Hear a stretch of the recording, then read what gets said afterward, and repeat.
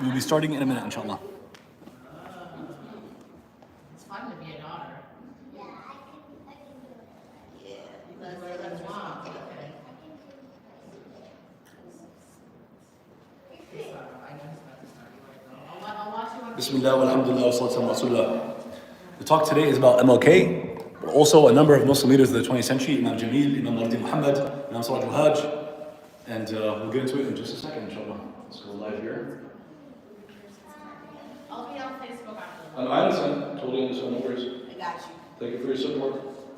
See you soon, inshallah. No pop quizzes, please. No worries. We're good. No worries. Bismillah. That's a masjid I was at for, that was in Katy, Texas.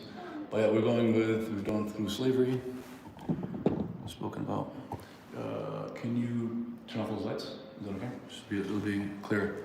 13th, we talked about the nation of Islam briefly, and Malcolm X, Muhammad Ali. All right, today we're going to start from here, inshallah. Good.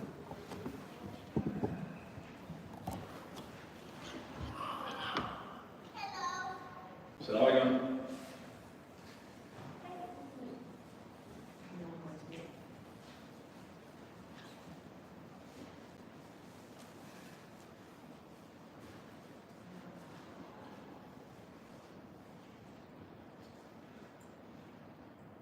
Assalamu alaikum. All right, bismillah. And live.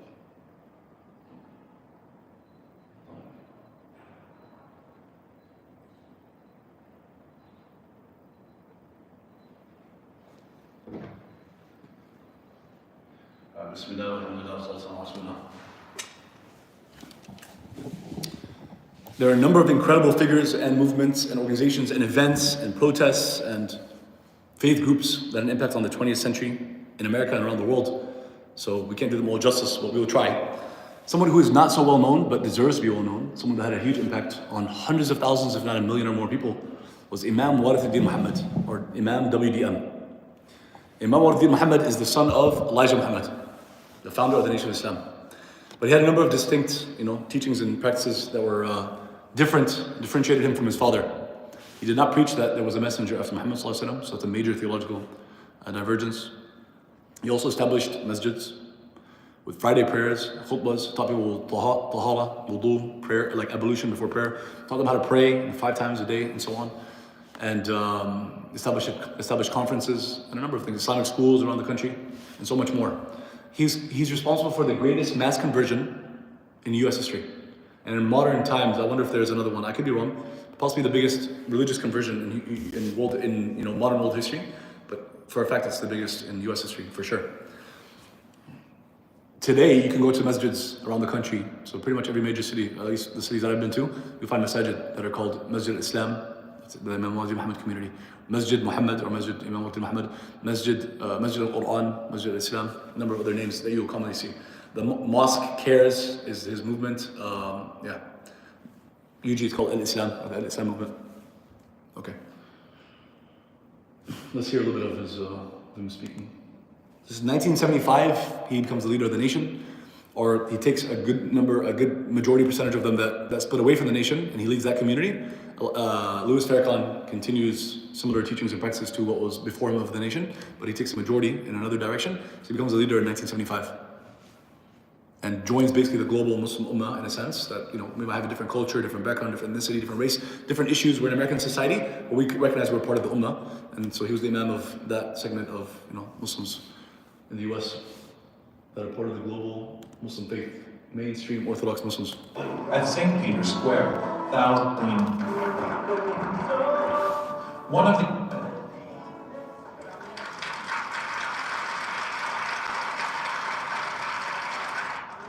and to speak. This is in the Vatican.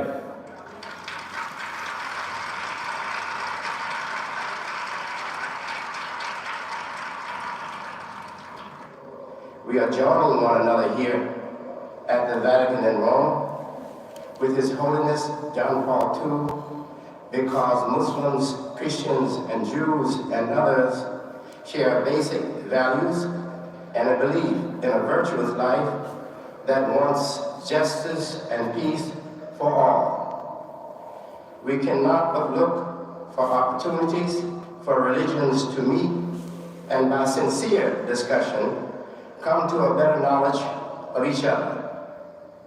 God has given us the requirements that we have to meet for a life of faith in Him. And when we meet these conditions, we do have peace. There are many convincing signs everywhere. Those with open eyes, belief, and faith will see them and hear them, will hear the sounds everywhere that goodness is on the rise. We're living in a time of revival of the true life that God put into the human souls. When He created the first person, God has made things different, human beings too, because God wants unity to progress. The diversity is to provide the unity with legs, with wheels, with movement for more progress.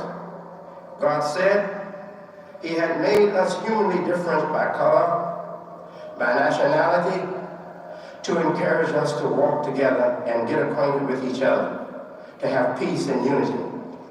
We thank His Holiness John Paul II for making this opportunity.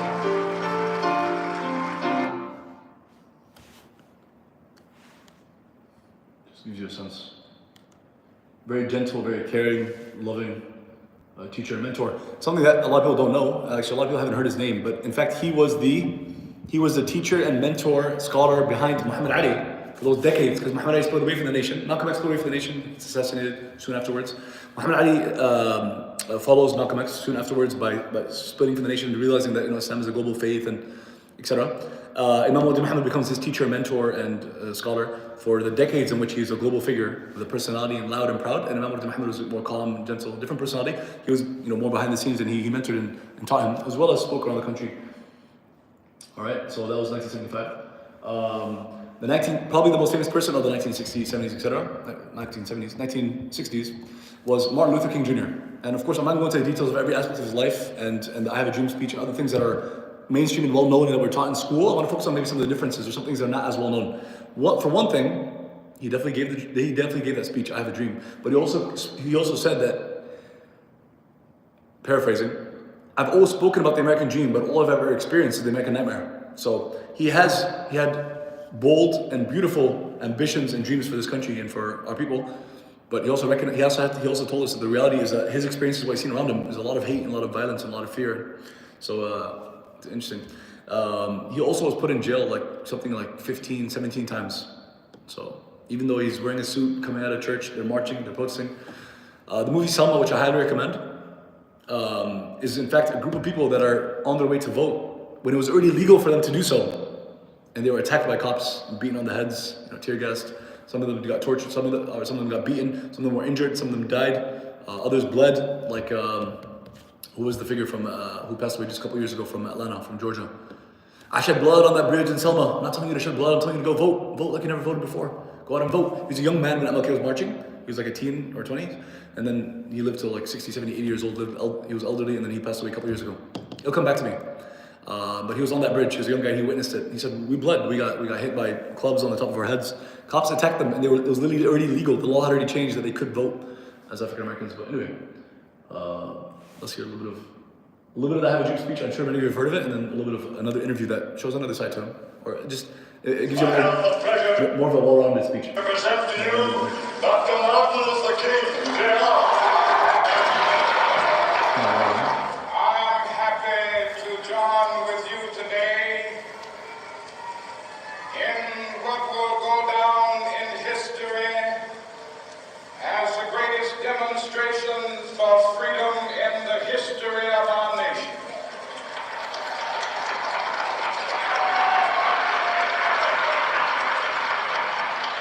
Years later, the Negro still is not free. 100 years later, the life of the Negro is still sadly crippled by the manacles of segregation and the chains of discrimination. Beautiful, yeah? They rhymed. That was really good. That was good. That was good. We hold these truths to be self-evident that all men are created equal.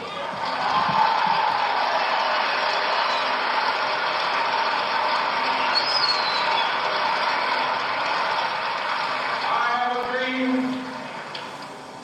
that one day on the red hills of Georgia, sons of former slaves and the sons of former slave owners will they be able to sit down together at the table of brotherhood. I have a dream today.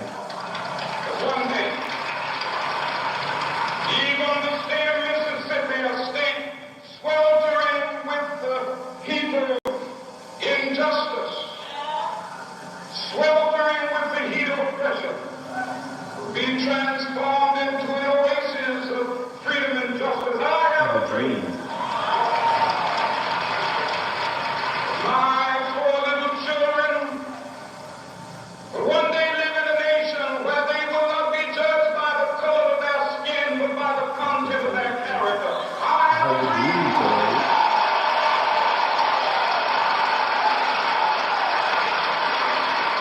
I have a dream that one day, down in Alabama, with its vicious racists, with its governor having his lips dripping with the words of interposition and notification. One day right now in Alabama, little black boys and black girls will be able to join hands with little white boys and white girls as sisters and brothers. I have a dream today.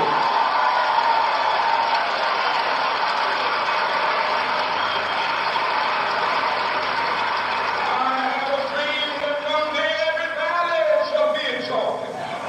Every hill and mountain shall be made low, the rough places will be made plain, and the crooked places will be made straight. And the word of the Lord shall be revealed, and all flesh shall see it together. This is our hope. This is the faith that I go back to the South with.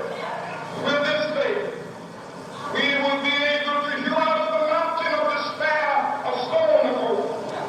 With this faith, we will be able to transform the jangling discourse of our nation into a beautiful symphony of brotherhood.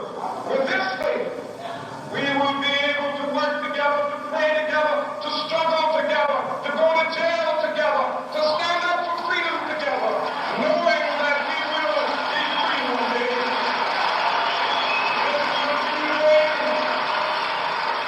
This will be the day when all of God's children be able to sing with new meaning, my country tears of thee. Sweet land of liberty of thee I sing. Land where my fathers died, land where the pilgrims cried. From every mountainside, let freedom reign, and for America to be a great nation. This must become true. So let freedom reign. From the prodigious hilltops of New Hampshire, let freedom reign. From the mighty mountains of New York, let freedom reign. From the hiking Alleghenies of Pennsylvania, let freedom reign. From the snow-capped Rockies of Colorado, let freedom reign. From the curvaceous slopes of California. But not only that, let freedom reign from Stone Mountain of Georgia. Let freedom reign from Lookout Mountain of Tennessee. Let freedom reign from every hill and molehill of Mississippi, from every mountainside. Let freedom reign from Louisiana. When we allow freedom reign, when freedom reign from every village and every hamlet, from every state and every city, we will be able to speed up that day when all of God's children, black men and white men, Jews and Gentiles, Protestants and Catholics, will be able to join hands and sing in the words of the old Negro spiritual. Free at last, thank God Almighty. Thank God Almighty we're free at last. And then What do you want? How many years later, George Floyd gets stepped on, and then there's a court case of was it intentional? Was it the reason he died? Like, give me a break. Like, come on now. But decades later, and Malcolm X, although we had a lot of different speeches yesterday, we didn't have the one where the audio wasn't working for the one that he spoke sharply about police brutality, but still happens decades later. But anyways, here's another piece of the story of MLK. There was in the South, consequent and workable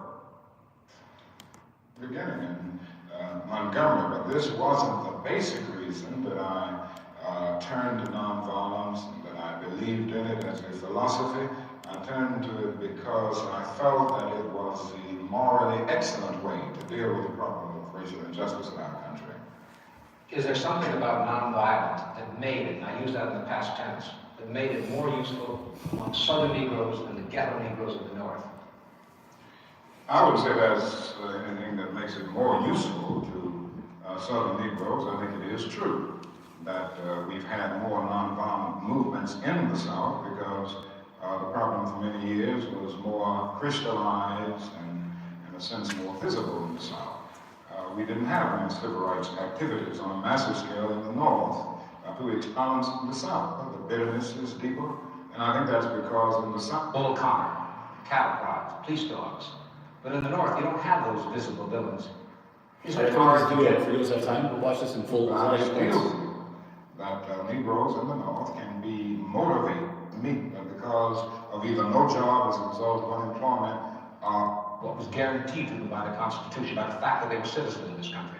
Then when they were given those rights, do you feel the white community said, well, we've given them all that we have, now it's up to them? well, I think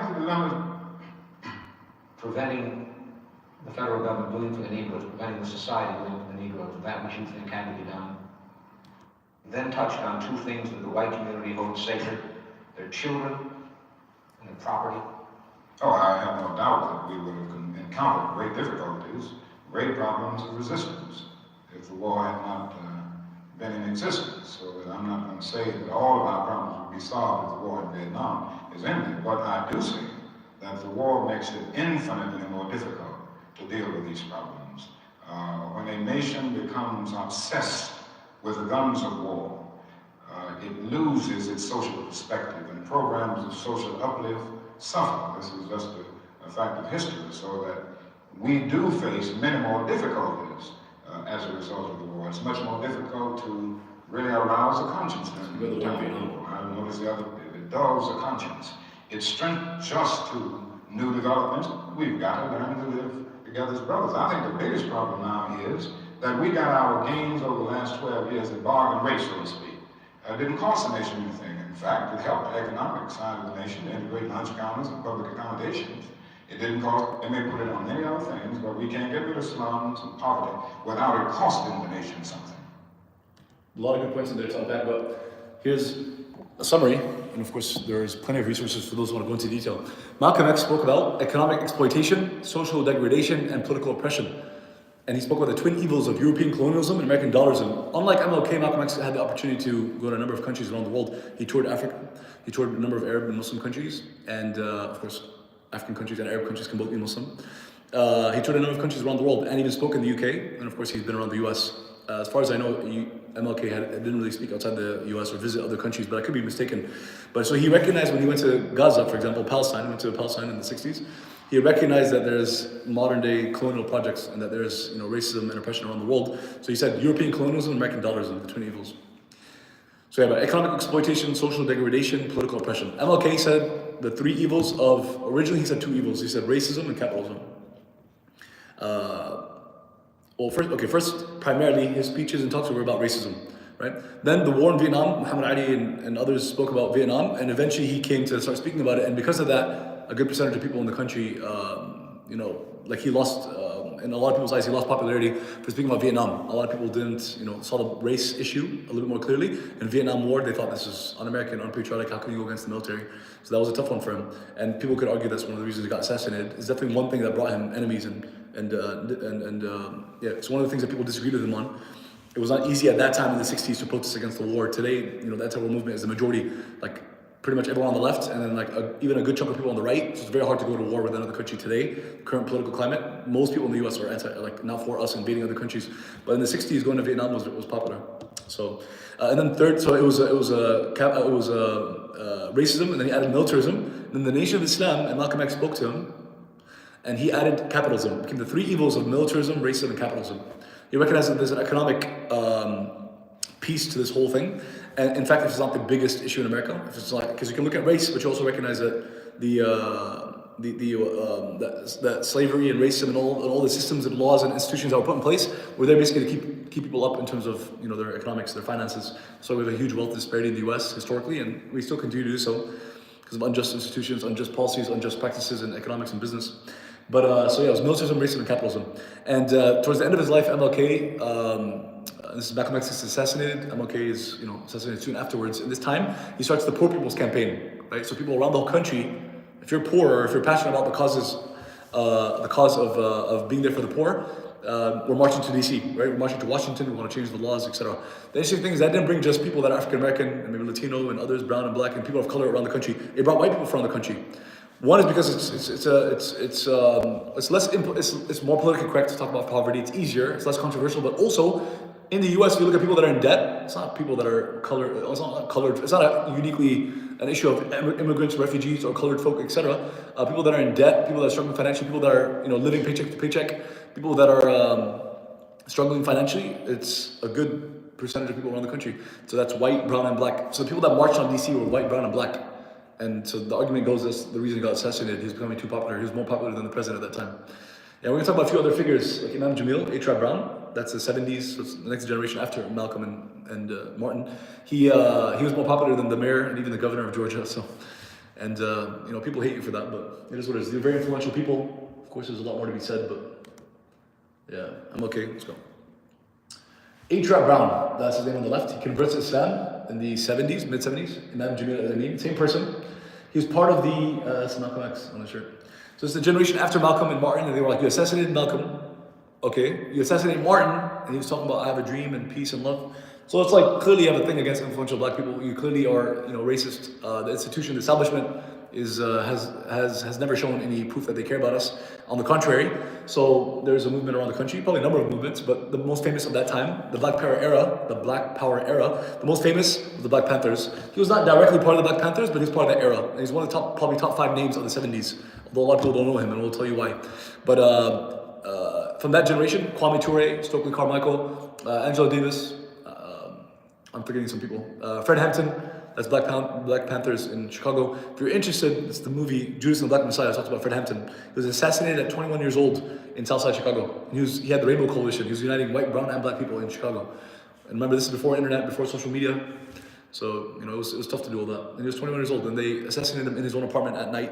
The police department of Chicago. I don't know if they've ever apologized, but this is America. All right, so he goes to prison. He's leading a movement. At an early age, in his 20s, he's already filling up stadiums, speaking about justice and about the government, about injustices, etc. And he's possibly the best English speaker on the planet of his generation. Malcolm X possibly the best of his generation, or MLK, the best of their generation. So his speaking ability was incredible, and we'll hear it. And eventually he goes to prison. He becomes Muslim. He comes out and becomes a leader in Atlanta. He's originally from Louisiana. He comes out a leader in Atlanta, in West End Atlanta, which is kind of like Southside Chicago or Brooklyn or some of these rougher areas. People build masjids in those areas on purpose to try to be there for the poor and the homeless and the needy, and to get people off the streets, get people off of drugs and alcohol, help people come out of their gang life, and people that come out of prison to reform their lives, and so on and so forth. They do the real work. The projects that we don't necessarily learn about in school, that the media doesn't necessarily cover, but arguably the best and the most important projects in America. So currently, we'll get to it, there are imams in Harlem and Brooklyn, in 5th Ward and 3rd Ward, Houston, Southside Chicago. There's a number of imams. He was in West End Atlanta. Part of that generation is inspired by Malcolm, and they went to the different rough areas, and they're trying to help people and be there for people. So yeah, he was in West End Atlanta, but he was speaking around the country and around the world. And he's recognized as an imam globally by Muslims around the world. We won't go through this all of them. I want you to hear a little bit of before Islam, after Islam. Same person, but the rhetoric changed, the language changed. The Black Power era and the Black Panthers specifically were more like socialist, Karl Marxist, just more liberal, secular, right? Versus like MLK and the people after him, and they came out of the church, the black church, and then of course Malcolm X, Muhammad, and others came out of the masjid. So there's 3 different, sometimes different wordings, sometimes different words and different verses and different quotations and different figures they look up to, and different practices and different beliefs. But of course there's a common sense of justice and social justice. But yeah, so he switches from the liberal, secular, etc. to the Islamic worldview. Oh, this is after. This is him before. Black woman, and then imprisons his son. You best be You dealing got with to an be animal, dealing with brother. an animal, brother.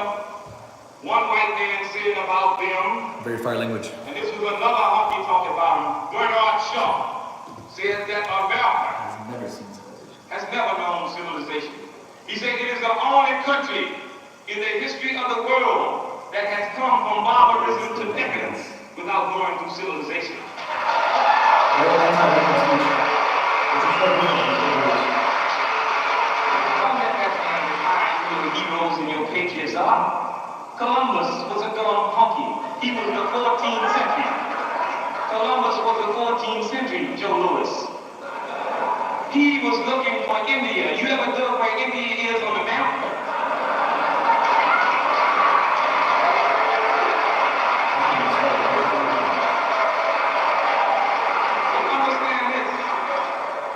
But understand this. America has the power to legitimatize anything that happens. They legitimize his stupidity. And they said he discovered a country. How can you discover a country full of people? We also recognize that individuals do not create rebellions. Conditions do. Until they begin to invest themselves to those conditions, rebellions will continue and they will escalate. Sometimes the question has been raised about why black men fight and have fought for this country. It is the black man's implacable will to be free that makes him fight for this country. And it is that same will that will make him fight this country. I think you get the gist of it. Anti-establishment, anti-America, anti-government, very strong sense of social justice and so on. As a Muslim, was it the same video? Shows a little bit about him after he becomes Muslim. Because it gives one something that he aspires to, it gives a description. Well, let's just say as a student, what kind of personality were you? Athletic? Okay, one second. Okay, let's do this. It's an interview, he's more calm and peaceful, but here, let's hear him speaking soon There's after. one thing you need to do before you buy anything online. Don't spend enough. Speaking at a conference globally, or not, like a national conference. Alhamdulillah Rabbil Alameen. Malcolm X never really had the chance to quote ayahs and hadiths. He got assassinated like 9-10 months after he decided like there's a global faith, there's scripture, he went to Hajj, and now I have to pray 5 times a day, or I have to recognize prayer is a little bit different than how we do it in the nation. 9-10 months later he's assassinated. He had read maybe a couple books, or who knows, and wrote some letters, but he has decades after that, and so he can quote ayahs and hadiths and stuff, so it's beautiful to see the progression of Muslims in America. أعوذ بالله من الشيطان الرجيم بسم الله الرحمن الرحيم أشهد أن لا إله إلا الله وأشهد أن محمدا عبده ورسوله الحمد لله رب العالمين الرحمن الرحيم مالك يوم الدين إياك نعبد وإياك نستعين اهدنا الصراط المستقيم صراط الذين أنعمت عليهم غير المغضوب عليهم ولا Opening chapter in the Quran, الضالين it's like the Lord's Prayer. الحمد لله رب العالمين وعقبات للمتقين ولا عدوان إلا على الظالمين. Intro, it's Man intro. is at loss. Oh, this is beautiful. Those verses Surah Al-Asr is a chapter in the Quran is very short, one of the shortest, and millions and hundreds of millions of Muslims around the world have it memorized. I've never heard it being translated to English in the way he does it. It's beautiful. That was the Arabic.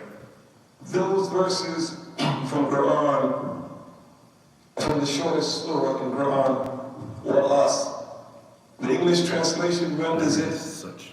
by the token of time and through the ages, verily man is at loss, unless he is given to doing good deeds and that he counsels each other to truth. And that By the token of time and through the ages. Who talks like that? I love it. he counsels each other to patience. There's another translation that renders it, I swear by the afternoon, man is a loser. That's what General Ross. And then he goes, the theme was about violence. Stop the violence. He talks about violence around America and so on. Beautiful. These are videos you guys can check out, inshallah. For the sake of time. Okay, briefly. 1998, soon before he gets put in prison. He's been wrongfully in prison for 20 plus years, which is the reason why, although he's one of the famous, if not the most famous name of the 70s, or he would have been, he was definitely famous at that time, known globally. There's actually laws in America, laws, L-A-W-S, that are named after him. Like it was A-Trap Brown was his name. It was like the Brown law, rap Brown law. There's laws named after him. It's the way he moved around the country, the way he organized and mobilized. He's 6'5". He's an incredible figure. You can study his life if you want, or you can talk to me about it sometime. But yeah, it's 1998, and then for these last like 20 years, since 9/11, 20 plus years, he's been wrongfully imprisoned. You have an idea about it? It is the word that is used in the Quran for He was part of the Black Power era, but not part of the Black Panthers. He was part of the Student Nonviolent Coordinating Committee, SNCC. struggle is kabad, which gives a general sense of struggle, meaning that everything and everyone who comes into this life engages in struggle to struggle. Oppression is worse than the grave. He said it is better to live and fight for a noble cause than to live and die a slave. If you're interested in this figure and in that time period and so on, I recommend the book, his book, Revolution by the Book. Because you talk about, like the Black Power era and the Black Panthers and others that are called Marxists and socialists. Until today, I know people like that. They're not African American. I know people that are white and so on in Texas that talk about they're socialists and called Marxists. We got to overthrow the government, etc. Revolution today, etc. So he was part of that generation, that time period. So then he wrote a book when he became Muslim, Revolution by the Book. What the Quran has to say about change and about social justice. And basically it's from the ayah in the Quran that says, Allah will not change the condition of people until they change what's in themselves. It starts with you. It's a beautiful book. Revolution by the Book, Imam Jamil Amin. Restrains and keeps you from bad behavior. In fact, he said good behavior. He said of the things that will make you successful there too. Taqwa Allah wal husn al khuluq. That is consciousness of the Creator and your ability to do good, to have good character, good manners. I'm beautiful. It's in preaching. Of course, there's a lot more, but Imam Sarraj al-Hajj, who's still alive and still speaking around the country, and I met him just recently. Met him in the Thanksgiving break. I was at a conference. I was speaking at a conference. He was speaking at a conference. But one of the legends. He's been on the scene for what, 40, 50 years. He's in his 70s, so he's been for a while. In his youth, in his younger years, maybe his 20s, 30s, he was in Brooklyn. He's from Brooklyn. His masjid is there. It's one of the most famous masjids in America. He was closing down crack houses, getting people off of drugs and alcohol, getting people out of the gang life, and bringing them to the masjid and spreading the faith and doing good work. And it was recognized by media at times and by police departments. And he was the first Muslim, I believe, to ever speak in Congress. I think it was in the 90s, and that's one of the videos we have. Imam Sarraj al-Hajj is recognized by many to be the Imam of America. Now, Imam Muhammad, who in 1975 became the leader of the majority that left the Nation of Islam, he passed away in 2008, 2009. So these are among the different Imams in the last few decades. Of course, Imam Jamil was put in prison after 9/11, so he hasn't been on the scene. It would have been these three, or been among the top. But Imam Jamil was in prison. Imam Muhammad passed away. So in our lifetimes, these last 10, 15 years, Imam Sarraj al-Hajj is recognized as the Imam of America by many, and others say Imam Zayd Shakir and others. Of course, all great people doing great work. We're inspired by them. This is him giving the invocation, and unfortunately, the quality is really bad. This video started as my call. Okay. Let's mute this. I apologize.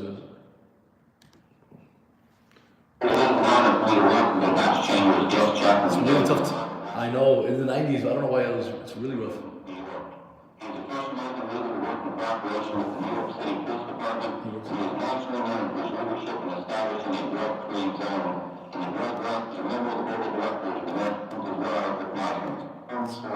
It's a long, beautiful intro. They're praising him and stuff, but like the audio's bad. Was there subtitles? Closed caption option for. Okay, good. So then you want to do it again, but without the audio. Let's see if we can. Let me see if we can. U.S. House of Representatives, 1991. I can make it full screen. Nah, it's not good. It's not readable. It's okay. We tried. They talk about the fact that they've been closing down crack houses in New York City, and that the police department recognized it and so on. So they have been done for decades.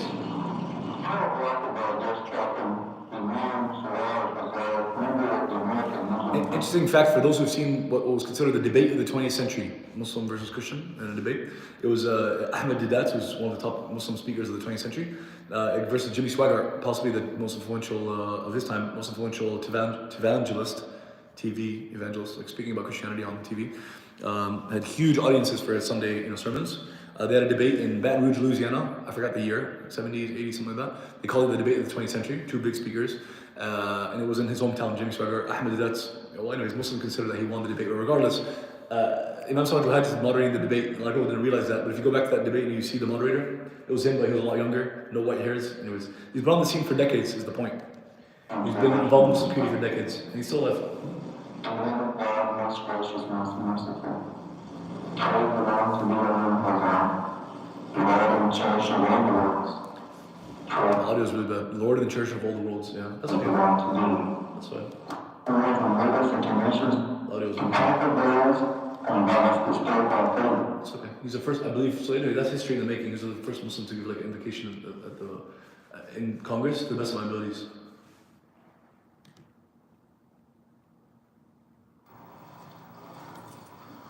بسم الله الرحمن الرحيم والصلاة والسلام على رسول الله وعلى صحبه أجمعين. أما بعد. But I don't want them to become doctors and scientists. I have 9 children. Imam Allah is my witness. If my children become doctors, I'll be very happy. Or scientists, I will be very happy. But I don't want them to become doctors and scientists and lose their deen. I'd rather them to sweep the streets of New York City and die as a Muslim than to become doctor and then die as a disbeliever. I swear by Allah. You want to make me happy as the father? Be a Muslim. Just be a Muslim. Wake up every day. Thank Allah for giving you life. Every breath that you have. Thank Allah for that. Thank Allah for everything that it gave you. Gave you a wife. Then you be thankful for that. Because people don't have a wife. 2 blocks from the masjid, there's a homeless shelter. People live there. Have no home. You got a home? You don't appreciate your home, it's too small? Thank Allah that you got a home. I've seen people in very bad condition.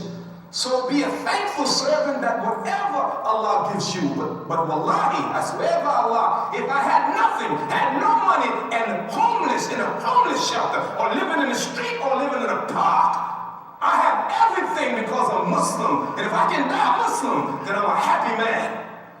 And even though I may have nothing in this life, it doesn't matter. It doesn't matter as long as I have Islam. And if I have everything in this world and have no Islam, I have nothing. You have to think like that. If you don't, you're foolish. Black and white.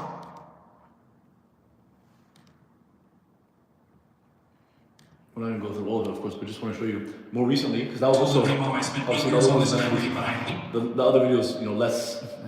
Is more recent than the one before it, but this is more and more recent. It's like 2 years ago.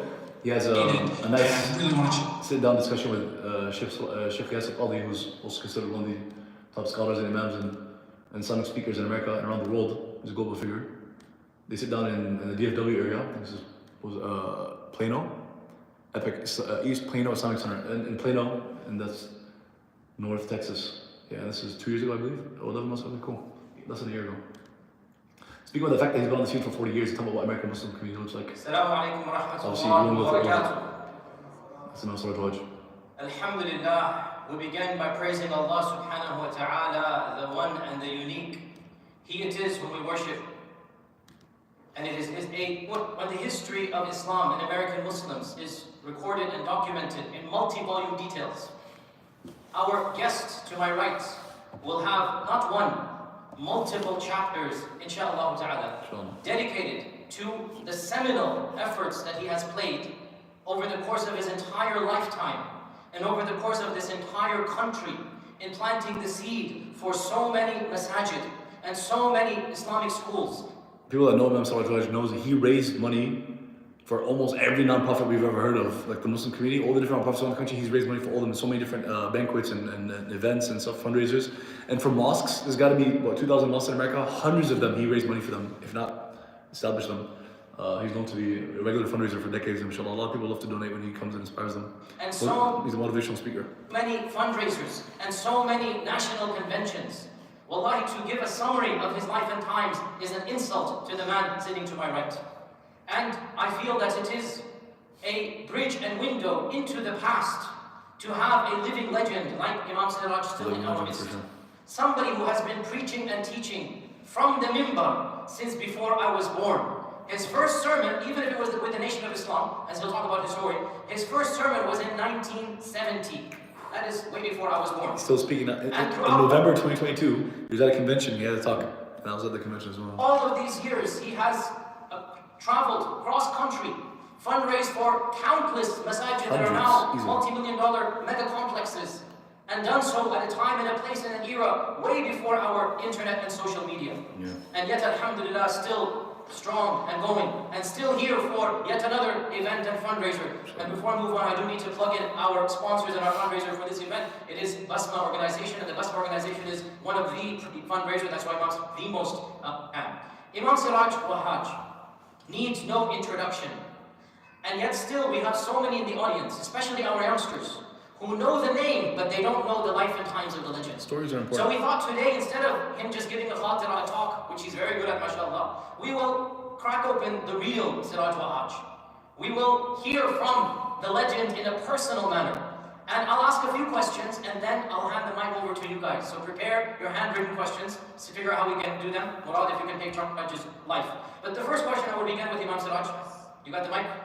Okay, actually doesn't need a mic, but the microphone's... The first question, if you can summarize for us what, especially for our next generation, your own brief biography and especially your phases. Probably none of you heard, not even Sheikh Yassin heard about my life. I was speaking to my mother recently, alhamdulillah, she just turned 89 years old. And one of the things that I have over most of you is what the Prophet ﷺ said, whoever believes in Jesus and then believes in me will have a double reward. Sheikh, I'm going to tell you about the very day I was born. I don't think you ever heard this. My uncle... Leave suspense. It's going to be a great story. His storytelling is incredible, but it's up to you guys to look it up on YouTube. But this, if you want to find this video, it's really easy. His name is Yasir Pali, his name is Siraj Wahaj, and this is happening at a mosque called Epic. I don't think you'll find a more memorable name for a mosque or an Islamic center. It's called Epic. EPIC, which is East Plano Islamic Center. So you can definitely look it up. And it's called the American Muslim Scene over 40 years. And Siraj Wahaj. But yeah, 11 months ago, you guys can find it. That's the logo. I think we'll leave it to you guys. Inshallah, to go check it out. Of course, there were a number of male figures. It doesn't mean that there weren't sisters that were involved, there weren't sisters that did great things, incredible things. Not only did they each have mothers and sisters and daughters and so on that they will tell you had a huge impact on them. We mentioned yesterday that Malcolm X had an older sister that he says had an incredible impact on him. And it's beautiful that that's part of the story, that she's the one responsible to go to Hajj and had a big impact on him. Especially because of the fact that he's considered one of the top symbols of masculinity and, right? Big, strong, tall guy who leads a whole army of men and he says big sister had an impact on him. That's beautiful, especially when you discuss masculinity and what it means to be a man and so on. He recognizes in his autobiography, which I encourage you to read, the impact his older sister had on him. But yeah, of course, so a number of them were men. These are leaders at different times. That's one way to look at the history of Muslims in America. And of course, that's just one-dimensional. There's a lot more to it. But I wanted to say that people like them and others that were part of their movements and organizations and their mosques and their families made it a lot easier to be Muslim in our times. And Malcolm X, Muhammad Ali, MLK, Imam Jamil, etc., made it a lot easier to be anything in America. If you're not, rich, white, Anglo-Saxon, Protestant, etc., which is the majority, you don't fall in that narrow category of those who are generally in power and historically have been in power. If you're anything else, different race, different skin color, different religion, different sect within a religion, etc., it's easier to be. It's safer and more comfortable and easier to be in America. So it's easier to be Muslim in America, it's easier to be brown or black in America, and so on and so forth. I really believe so. So this is a glimpse of how Muslims in the last few decades have gotten together in America in the thousands and conventions and built 2,000 mosques around the country. And these are conventions. This is probably Chicago or Baltimore. And 9/11 happens, of course, has an impact on Muslims. But yeah, we have millions of Muslims in America now, and it's a lot easier to be. Despite that there's plenty of issues happening after 9/11. Famous Muslims. Did you guys know Shaq was Muslim? Akon. A number of Muslims have met Obama during this time. But we have generally, with all the issues that we have, and there's issues around the country and around the world, generally it's a lot easier to be Muslim in our times. I will quickly go back for the sake of this live.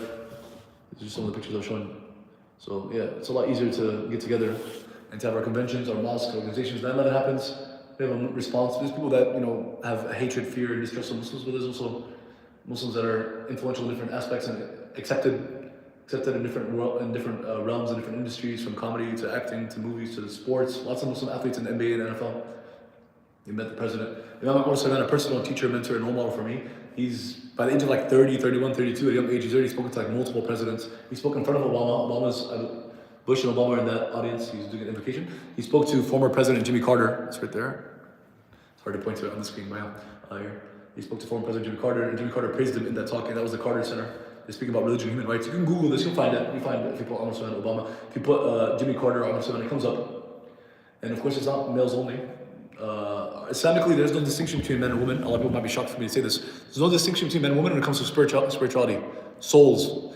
And you might think that's like obvious, but throughout US history, European history and human history, there were civilizations and cultures and religions and so on, or groups of people that debated whether women had a soul, or whether they had a soul was a woman's soul was as valuable as a man's soul, or if men had more value. But when it comes to civil rights, human rights, spiritual equality, Islam is very clear. All the verses are clear that men and women are equal, and the impact of Muslim women throughout history is undoubtedly there. If you're interested in this topic, and I know that we're going off on a number of different topics, but I recognize that my presentation was a number of men. If you want to know more about this, there's a series of it's an encyclopedia called Al-Muhaddithat, and it's about female Muslim scholars throughout Islamic history that had a big impact. And it's thousands of female Muslim scholars.